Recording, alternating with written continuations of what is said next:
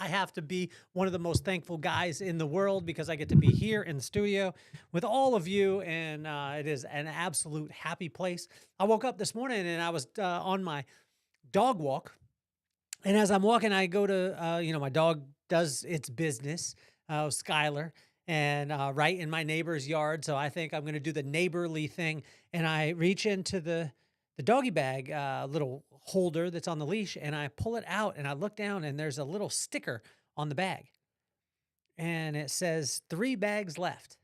And I was like, oh my gosh, this is so amazing. You guys have probably seen this before, and I just hadn't seen it.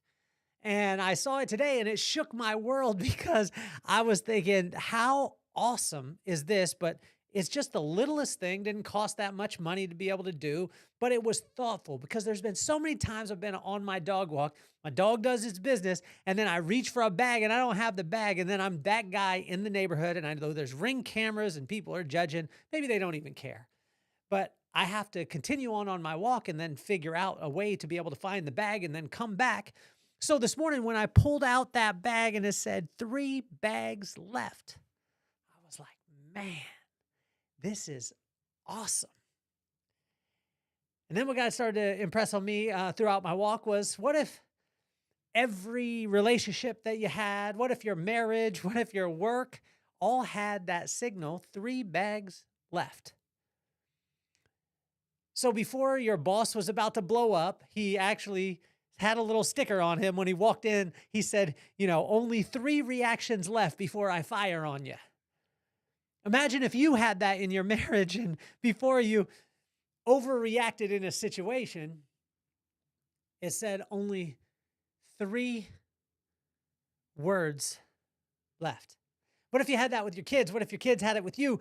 What if we had that in our lives and we put those things in place?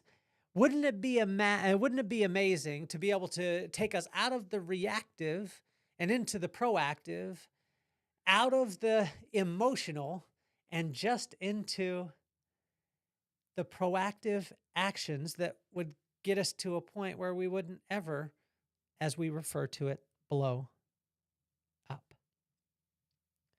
This would lower the emotional charge, and in our businesses, probably help us a lot.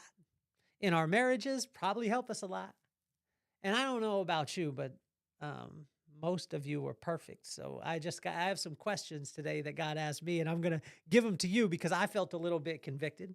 But in Proverbs 28, it alerts us that 3 bags are left, and seeking wisdom is highly advised. So why don't we get this party started?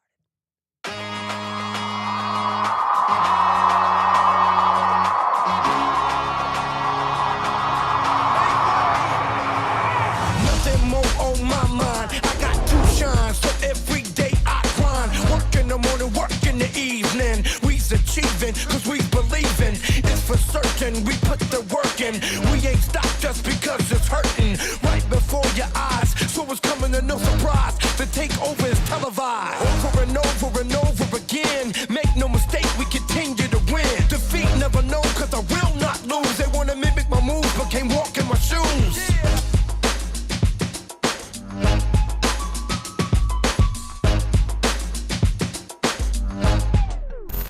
Big shout out to the Gary Payton 2 or GP2 Foundation. They're having a basketball camp in Las Vegas. It is sold out. They got 125 kids coming.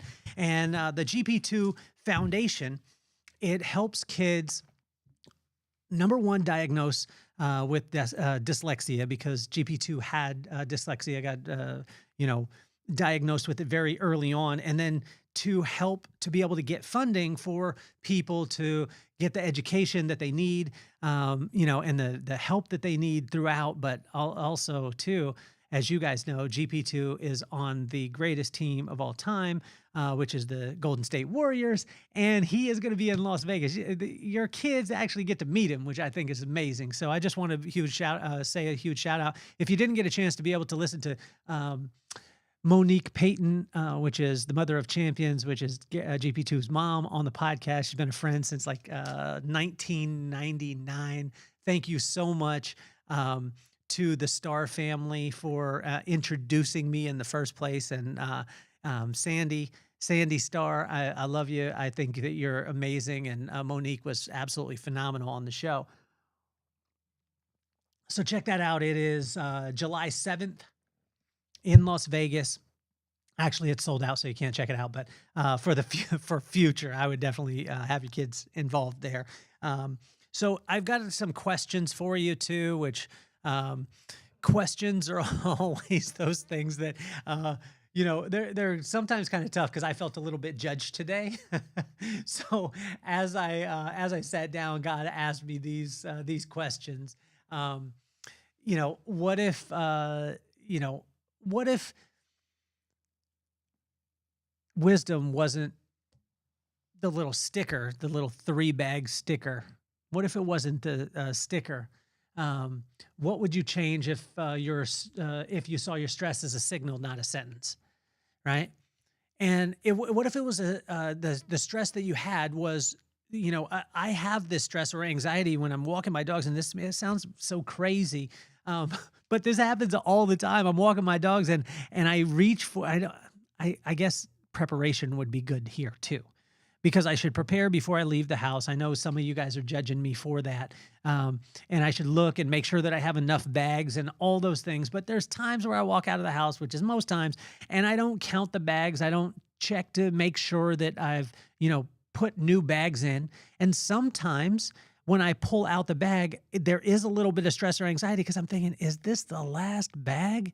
Because if it is, and I'm early on my walk, I know that I'm going to be that dude that's going to leave something in somebody's yard and then have to come back. And, it's a very tough thing.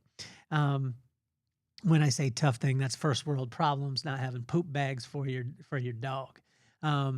But the first question, which was telling in Proverbs 28, it was exactly what I was talking about, is, let's see, do you believe that boldness comes from preparation? And how are you preparing for the conversations that matter most? This is a tough one, and when I look at it as boldness in my eyes, when I answered this question, and I would like you to answer this question for yourself, is do you believe that boldness comes from preparation? And every time that I prepare, like even say podcast, I sat down this morning and I got a chance to be able to spend some time with God, just quiet time. And what I would suggest, if you're not doing that, just spend some time, 15 minutes. And what I would do is get the Inchstones journal, the Vibe Within, and read the corresponding proverb, corresponding day. And there's just 3 questions: what verse hit your heart? What did it make you think about? And what action can you add today? And when I do this, and I prepare like I did this morning, and as I sit down, it's nuts because I wanted to put it in a question form. The statement part of it was boldness comes from preparation, right? But how can I ask that question of myself? Do I believe that boldness comes from preparation? And how am I preparing for the conversations that matter most to me? Well, I can tell you this. A lot of times I'm not preparing when I'm going to walk my dogs, because there are times when I leave the house without poop bags. And it's nice to be able to have a little reminder. And what's nice about it is in Proverbs, God just gives us that little reminder, and he gives us reminders all over the place just to get back to seeking and trusting in him. Is your focus sharp enough to create discernment? Well, discernment is an amazing thing. And discernment is something that when we work on the muscle of discernment, it creates discretion. And discretion is probably one of the most powerful things that you could have, but discretion won't come unless you have discernment. Discernment won't come without insight. Insight won't come without understanding. Understanding won't come without knowledge. Knowledge won't come without wisdom. And wisdom comes from the fear of God. So trusting God, spending time with him, it brings us to this discernment part. When we look at the discernment is so powerful, because my mom taught me this is, you could do anything that you put your mind to, but just because you could do it doesn't make it your purpose. And discernment, right? Discernment helps you to realize that not all things that you could do, you should be doing. And it's a very simple one. What distractions are stealing your clarity, right? And ask yourself that in the morning. I don't even like some of these questions because I feel a little bit judged in the scenario. And is your focus sharp enough to create discernment? What distractions are stealing your clarity? Are you choosing generosity even when it's inconvenient? What's one area you can give without keeping score? I tell you, I keep a lot of score a lot of times, and I fail at this. And my wife is the greatest gift giver of all time, and especially on anniversaries and birthdays and any holiday, anything like that, she's the best gift giver in the world. I was telling a friend the other day that my wife will go like sentimental on me, and then I'll be like, well, I'm going, that year I generally tend to go big. So I go big and I think there's no way she could beat me. And then she will go sentimental. And then I'll be like, man, I'm a horrible person because I was just thinking about the material side. And then the next year I'll go sentimental, but then she'll go big. And so she always one-ups me with gift giving, and she is the best gift giver. If you ever been around my wife, she is the best gift giver of all time. And it is a very tough thing, but ask yourself, are you choosing generosity even when it's inconvenient? And what is one area that you can give without keeping score? If you can do this in your personal life, your professional life, your spiritual life, and your financial life, you'll find that it's amazing what can happen. And when we do this, what it does is it helps us to be able to prepare. And when we prepare, we have boldness. And when that happens, we don't have to get to the place where we get emotionally charged, because these are the things that God is telling us. If you put these in play, then you'll always see that little sticker that says there's only 3 bags left. And as opposed to frantically trying to make something happen, or frantically emotionally working at something or reacting, that we're proactively doing it, and that will create the boldness. Are you chasing a lot of almost right, or standing strong in a little bit of definitely right? This one was a hard one for me to read. Right? Are you chasing a lot of almost right, or standing strong in a little bit of definitely right? When was the last time doing the right thing actually felt like the win it truly was? These are telling questions for me. Are you working your land or getting caught up in someone else's field? What does doing right, what does doing the right hard thing look like in your life right now? What's one thing you've been avoiding that you know you need to face? Uh, do you trust God's wisdom? Will give you an alert before things break down. What would you like to build your day around? Or what would it look like to build your day around that trust?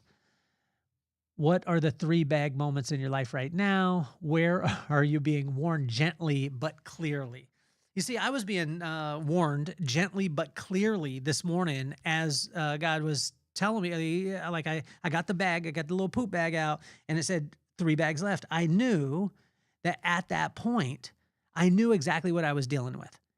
And I knew that I had the ability to be able to, maybe make it to the next little dog bag station.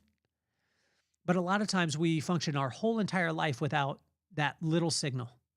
And imagine that little signal, if we just had that, how much stress it would alleviate, how much anxiety it would alleviate. When we're walking through, I used to do this with credit cards a lot. And I don't know if you guys have ever done this. You'll probably judge me on this one too. But I used to play credit card roulette, meaning that I didn't really understand my finances at all. And I was just hoping that my credit card wouldn't get declined. This was young in my career. And I would swipe a credit card and I just had a little angst, and I would be like, oh, I sure hope it hits. And then when it swiped and it hit, I'd be like, yes. And if it swiped and it didn't, I'd be like, I'd just get mad at the waitress or whatever it was. I'd be like, how did you even do that, when knowing that it was my fault? But preparation brings boldness. And watch this, is respect and reverence of your parents and those who came before you will help you to trust God, because he's telling us to be able to do this, but trusting God works. And honestly, as we finish up, is just doing right always wins. Like, doing right always wins. But how do we know what's right? The only way that we'll know what's right is when we spend time with him and we ask him. Like, he designed us, right? He designed us. He built us exactly where we're at right now for this exact right time. And so he'll just guide us in it. Spending time with God will always give us a 3-bag alert. His wisdom, when applied, will bring exponential blessings. And to keep this wisdom fresh, all it takes is spending time with him. Or we could just keep wondering if the next green bag is the last. God calls us to a preparation, and that preparation is just spending time with him. It is not, I think people have the tendency to get caught up, and I got caught up in this before where I thought, man, if I spend time with him, I have to do all these things. No, he's just saying, come, spend time with me. Spend time with me, and what I'll do is I'll give you alerts. Now, the hardest thing in this, though, is when he gives us the alert before the circumstance, the challenge happens, and then we circumvent it. A lot of times we have the tendency to get our ego involved because our ego tells us there's not much going wrong. I'm completely fine. And then you just continue on. And what God is saying is, no, what I want you to do is just spend time with me every single day. And there will be so many circumstances that you don't even have to deal with. There'll be so many things that you won't have to deal with because you will prepare with wisdom, which will create boldness. And then when you walk through, then you'll understand that it wasn't because you were the best and you should beat your chest. It was just because you spent time with him. It's just that simple. So Proverbs 28 delivered on a high level today. And honestly, like if you're going on a dog walk, check the little poop bags, check how many you have. But I want to do a big shout out to that company that put the little 3 bags left sticker. And what I would invite you to do, actionable today, is put that little sticker. Think of that little sticker as preparation so you don't go into the emotionally charged conversations, the emotionally charged actions, and that we start looking on the proactive side, which I think can change a lot of things. It's my absolute honor. What I would invite you to do too is follow along with me in the Inchstones workbook. It's on Amazon. The link is in the bio. It takes you through a corresponding proverb, corresponding day, and it just adds wisdom, lifts up your soul. And I just want to thank you guys for tuning in. It has been an absolute pleasure. My name is Kelly Cardenas, and I'm officially off the hot seat. Peace, love, and soul.